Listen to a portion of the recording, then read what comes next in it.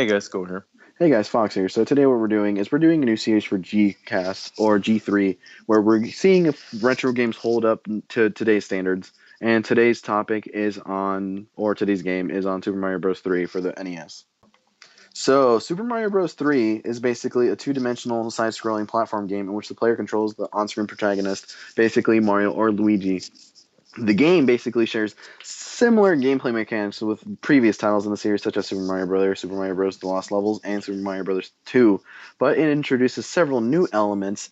In addition to the running and jumping movements found in past games, the player can also slide down slopes, pick up and throw special blocks, freely climb up and down vines. In addition, with power-ups, Mario can also fly and float.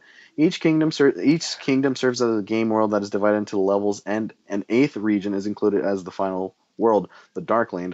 The eighth world AKA Hell. features, yeah, Uh, the eight worlds feature distinct visual themes. For example, the second world, Desert Land, contains sand-covered levels with pyramids and stuff, while the levels in the fourth world, Giant Land, are populated with obstacles and enemies twice the size as regular enemies in other worlds. So basically, that covers all the gameplay. Skull, do you want to say any the pros and cons of this game? okay, well, a few pros are like that. It really did start like a whole bunch of new things in Mario games and a whole bunch of new power-ups too, like the Tanuki suit or just the Tanuki ears in general. Yeah, the Super Leaf. Or yeah, the Super Leaf. What else? And the Hammer Bros costume's cool. The frog suit.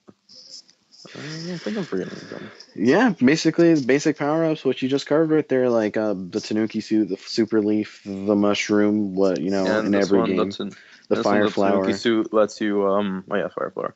Go ahead. This one lets you turn to a statue, which makes enemies go away, which is interesting. It's pretty useful.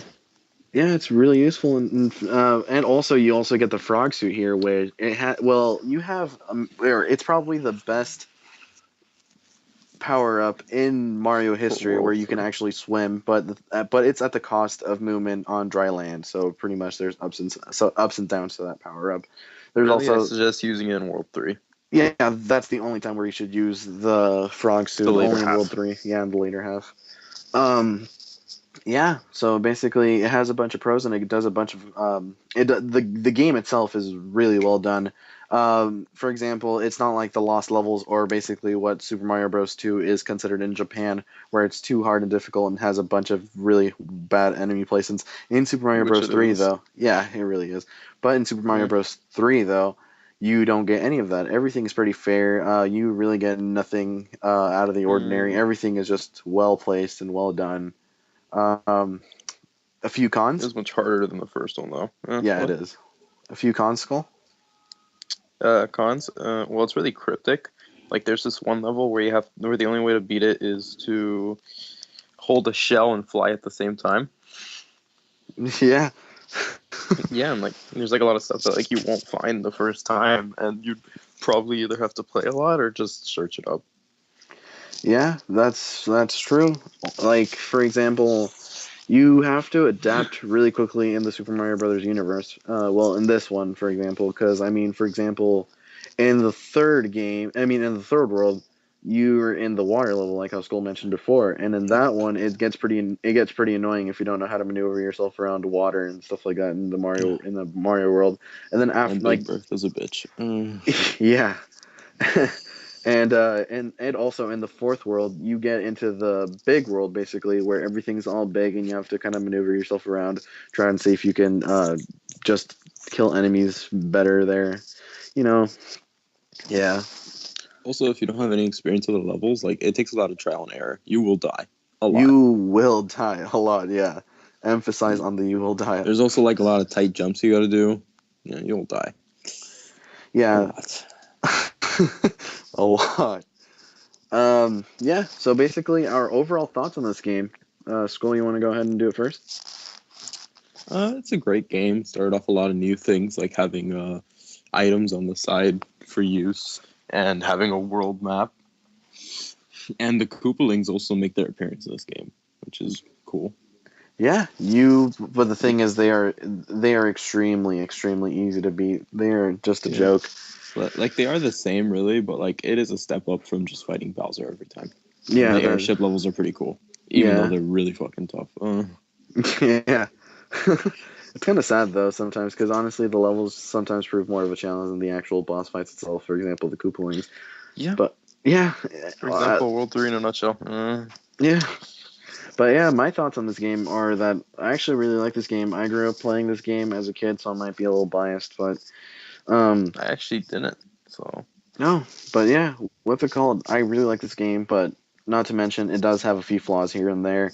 It's not perfect, but it's still a really good Mario game. It improved from the first and second game a lot.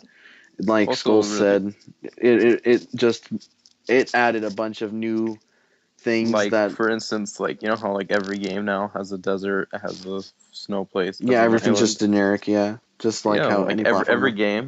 game copies this game to a certain extent. Yeah, this game just kind of just refined the formula that Nintendo had with with the first and second game.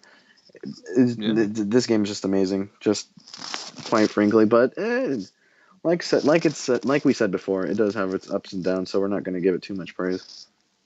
What would you rate it? I would rate this game probably an 8.5 out of 10. The only reason why is because it has a few flaws here and there, but it's still really good. I mean, it's over what 20 years old, and this game still holds up Yeah. pretty well. I Yeah, found I'd say it holds some up pretty good enjoyment. too. I mean, Yeah, like, not really for the younger, more unexperienced Mario players, but for someone who's looking for a good challenge, this is a good place to do it. yeah. If you want to play, if you want to start off with a Mario game, either start off with Super Mario Bros. 3, or if you want to be really edgy, then you Edgy. start then you start off with the Lost Levels. No, I'm just joking. You start off with the first game. But I yeah, would start off with the first game. yeah. But Yeah, for this anyone who is like only played the Wii one, I don't suggest coming straight to this one. You will get your butt kicked. yeah, you will. And Yeah, yeah, but like yeah, our beat the first one first, then maybe come to this one. yeah. So basically, my school sponsor. Basically, this game is an 8.5 out of 10. Thanks for watching, guys. Comment what you would like to see next time. Yeah, comment what you guys want to see next time, and Makes it easier for we'll us. give feedback. So yeah, thanks, guys.